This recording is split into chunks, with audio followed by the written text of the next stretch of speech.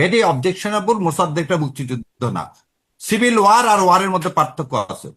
দুইটা সেনাবাহিনী যখন যুদ্ধ করে সেটাকে বলে ওয়ার। 71 সালে কোন সেনাবাহিনীর সাথে যুদ্ধ করছে? 25শে March. Is it not a civil war? নিজের দেশের সরকার, ইয়াহিয়ার সরকার এদেশে নিরীহ মানুষের উপর সেদিন অতর্কিত আক্রমণ চালাইছে, হাসিনা যেভাবে অতর্কিত আক্রমণ চালাইছে মনোরাষ্ট্র দিয়ে, হেলিকপ্টার দিয়ে। পার্থক্য কি? 71 যদি যুদ্ধ হয়, এই 36 যুদ্ধ। এবং যারা এটাকে স্বীকার করে না তারা ভারতীয় আধিপত্যবাদের গোলাম।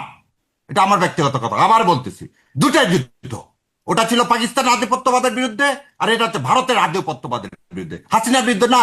36 ক্ষমতা থেকে সরানোর কোনোদিন কোন আন্দোলন ছিল না, কারণ হাসিনা নিজেই বলছে চলেন সবাই মিলে আমরা ইলেকশন করি। সেটা তো সে বকডাউন হয়েছিল, 3 তারিখে তো সে প্রস্তাব পর্যন্ত দিছিল। এই সময় হাসিনার সাথে কোনো যুদ্ধ না, এই যুদ্ধ ছিল ভারতের তাবেদারের হাত থেকে রক্ষা পাওয়া। আবার বললেন ইউনূস সাহেব কি করছে, ইউনূস সাহেব কি করে গেছেন? এদিকটা আগে বললেন আদানির জন্য সেটেলমেন্টের জন্য সিঙ্গাপুরে আরবিট্রেশনে যাওয়া হয়েছে। আজকে বলতেছেন এই যে ইউএস এর সাথে গভর্নমেন্টের সাথে 39% ছিল আপনার উপরে কি, আপনার গার্মেন্ট শিল্প ধ্বংস করে দেওয়ার জন্য, সেটাকে নামায় 19-এ নিয়ে আসা হয়েছে। এটা কে করতে পারছে? ইউনূস সাহেব করতে পারছে। আর পার্শ্ববর্তী দেশ যে গোলাম তাকে 50% নিয়ে রাখছিল। আজকে কিন্তু পরে বলতেছে তো আগে শেষ যুক্তরাষ্ট্রের করে সুপ্রিম কোর্ট ড্রাইভার সেটাই তো বাতিল করে দিল। জি আর হ্যাঁ। বোন একটু ওনার কথাগুলো একটু, জি জি। ঠিক আছে, যে কথা বললেন চুক্তি, যেহেতু ইউনূস সাহেব করে গেছেন, ওই চুক্তিতে এমন টার্মিনেশন ক্লজ আছে যে বাতিল করা যায় না। সো তুষার ভাইয়ের কথারই উত্তর দিচ্ছি, হাসিনা যে তাবেদারি চুক্তি করে গেছে, ও তো আমার সার্বভৌমত্ব বিলায় দিয়ে গেছে ইন্ডিয়ার হাতে। সে চুক্তি আপনি বাতিল করবেন কিভাবে? সে প্রকাশিত বাতিল করলো। করার, শোনেন, ওই সময় একবার ইন্টারাপ্ট করেন না, আমাকে একটু বলতে দেন। কারণ এখানে মুক্তিযোদ্ধা এবং আমি দুইটা ছেলেকে প্রতিনিধিত্ব করতেছি যারা আমার সন্তানের মতন, যাদেরকে আপনি মুক্তিযোদ্ধা বলেননি, যাদেরকে আপনি মব্বাজ বলতে চাচ্ছেন। দ্বিতীয় কথা, আপনি জুলাইকে আন্দোলন বলছেন। জুলাই হচ্ছে সেই যুদ্ধ, জনযুদ্ধ, যে জনযুদ্ধে আমরা আর একটা দেশের সাথে লড়াই করছি, সেটা হচ্ছে ভারত। সেটা হচ্ছে ভারতের আধিপত্যবাদের বিরুদ্ধে। আপনি বললেন একটু আগে যে 7ই মার্চের ভাষণ, 7ই মার্চের ভাষণ আপনাকে বাজানোর অনুমতি দিল কে? আপনার এত দুঃসাহস হয় আপনি আবার ভারতের তাবেদারি করেন? বাংলাদেশে প্রথম যে 10 এপ্রিল যে সরকার গঠন করলেন, প্রধানমন্ত্রী কে হলো? তাজউদ্দিন আহমেদ। আর অস্থায়ী রাষ্ট্রপতি কে হলো? সৈয়দ নজরুল ইসলাম। কার করে দেওয়া? ইন্ডিয়ার করে দেওয়া। কোন পার্লামেন্ট এটা পাশ করছিল? তাজউদ্দিনকে প্রধানমন্ত্রী, সৈয়দ নজরুল ইসলামকে প্রধানমন্ত্রী। একটা দেশের স্বাধীনতা পর্যন্ত সেদিন গিলে খাইছে 10ই এপ্রিল 1971। বলতে লজ্জা করে না? লজ্জা করে না যে 36 আমাদের আন্দোলন না? 36 আমাদের আন্দোলন না, গণ উদ্ভুত্থান না। গণ উদ্ভুত্থান হচ্ছে 90, গণ উদ্ভুত্থান হচ্ছে 96, গণ উদ্ভুত্থান হচ্ছে 96। 96 আন্দোলন না, গণ অভ্যুত্থান না বলা হয় নাই, বলা হয়েছে যুদ্ধ না। আর আমি বলতেছি, আমি আমার কথাটা আপনার বলছি, আপনি যতবার বলছেন একবার শুনতে হবে তো, ইন্টারাপ্ট শুনতে করলে হবে হতো। তো। আমি আমার কথা, এদেশকে যারা ধারণ করবে তারা এটাকে যুদ্ধ বলতে তারা কার্পণ্য করবে না। আর যে বাংলাদেশকে ধারণ করে না, তারা এই অভ্যুত্থানের নামে, এই মববাজির নামে একসময় দেখবেন যে কেউ কেউ বলবে 36 আন্দোলন ও মববাজি। 32 ভেঙে ফেলে দেওয়া, 7ই মার্চে সেদিন সেই মেয়েটাকে ধরে নিয়ে যাওয়া, এগুলো হচ্ছে কি নিষিদ্ধ কাজ। যদি নিষিদ্ধ সংগঠন করে কি করব? তাকে পূজা করব? 7ই মার্চের ভাষণ বাদাবে কিভাবে একটা নিষিদ্ধ দলের?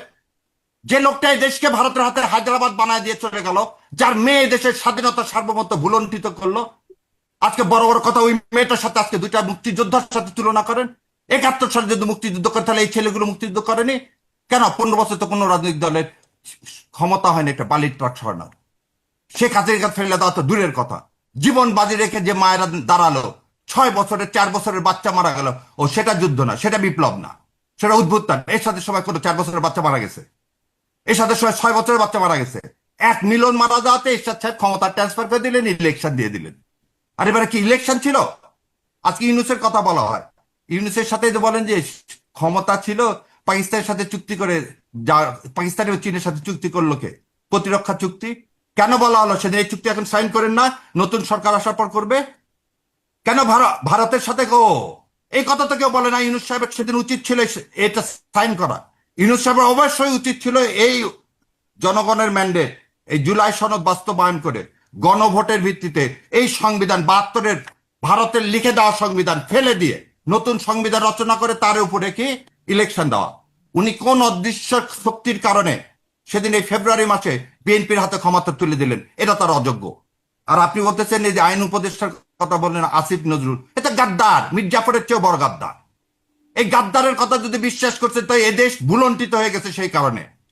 আজকে রেজওয়ান আপার কথা যদি ঠিক হয়ে থাকে, এই গাদ্দারির জন্য একটু আগে বললেন না যে আইন উপদেষ্টা জানেই না, আইন উপদেষ্টা জানে না, এটা হতে পারে। ও হচ্ছে একমাত্র রয়ের এজেন্ট, ও হচ্ছে পেইড রয়ের এজেন্ট, যে এই জুলাই আন্দোলনকে প্রথম দিন থেকে 5ই আগস্ট থেকে শেষ পর্যন্ত নষ্ট করে দিয়ে একটা দলের হাতে দিয়ে চলে গেছে। আমার ইলেকশন, আমার জনগণের ভোটের অধিকার কেড়ে নিছে এই লোকটা। এই লোকটা জুলাই সনদের মধ্যে আজকে সমস্ত বিপত্তি ঘটায় দিয়ে গেছে। সে জেনে শুনে সেদিন একই দিনে ইলেকশন এবং গণভোটের ব্যবস্থা করছে। এটা গাদ্দার কথাকার। সে গাদ্দারের কথা আমরা বলতে লজ্জা পাই কেন? কেন ইউনুস কেন বলা হয়? কেন বলে মন্ত্রিসভা, ওই উপদেষ্টা পরিষদে আমরা সবাই মিলে বলছে না, রেজওয়ান আপা বলছে না আমরা সবাই মিলে যেতে দিন একটা দলকে? কেন সে কথা মনে হয় না যে ইলেকশন ইঞ্জিনিয়ারিংটা করলো কার ইশারায়? কেন ভারতের কলেজে বসলো এই উপদেষ্টারা সবার শেষে? একটা দলকে কেন একটা বলেন নাই তো। গাদ্দার রকে নিয়ে রাখছেন, একটা গাদ্দারকে নিয়ে রাখছে এই উপদেষ্টা পরিষদে। আমি তাহলে আর একটা জিনিস বলি, আপনি বললেন শেষ করবো একটু। সুশাসন, হ্যাঁ শীর্ষ, তাহলে সিভিল ওয়ার, তাহলে 71 সাল যদি সিভিল ওয়ার হয়ে থাকে তাহলে 2400 সিভিল ওয়ার। ওই 71-এ পাকিস্তান মুক্তি বাহিনীর সাথে যুদ্ধ করছে, কোনো আর্ম ফোর্সের সাথে না। আর এই জুলাইতেও একই কাজ হয়েছে। জুলাইতে রাস্তায় ইন্ডিয়ান বাহিনী, হিন্দিতে কথা ভাষাভাষী লোকের বহু অসংখ্য ভিডিও আছে। এগুলো কি আমার তুষার ভাইরা দেখতে পায় না? তাহলে ভারত আমার দেশটাকে করদ রাষ্ট্র তৈরি করছে। এর চেয়ে আর মুক্তি পাওয়ার চেয়ে, এর চেয়ে বড় আনন্দ আর কি হতে পারে, যে ডক্টর ইউনূস দিয়ে গেছে। একটা যখন বলছিল যে শেখ হাসিনা চলে গেলে না, দেশে যদি দুর্ভিক্ষ তাই হয়, যদি তাই হয়, দুর্ভিক্ষ এইটাই হয়নি। যদি ব্যাখ্যা হয়, তাহলে আর কি মুক্তি পেলো? আবার তো ভারতই নাকি সেই ট্রফি দিয়ে দিল, ভারতই নাকি এই করে দিল, তাহলে আর মুক্তি হইল কোথা থেকে? ওই তো বলতে, ওই জন্য বললাম বিপ্লব শুরু হয়েছে, শেষ হয়নি। বিপ্লব আত্মহত্যা শেষ হয় না। শোনেন, মাও সেতুং 1949 সালে ক্ষমতা পেয়ে 1964 সালে সাংস্কৃতিক বিপ্লব হয়েছে। কত বছর পর? 14 বছর পর। আজকে আপনি এইটা শুরু তো কেবল ভারতের মতো, ওই যে বললেন যে একটু আগে, ভারতের আচ্ছা, মতো একটা যারা বৃহৎ রাষ্ট্র মনে করে এবং শেষ যারা আমেরিকা করব। পুনর্বাসন করতে চায়, জি। সে আশা পূরণ হবে না।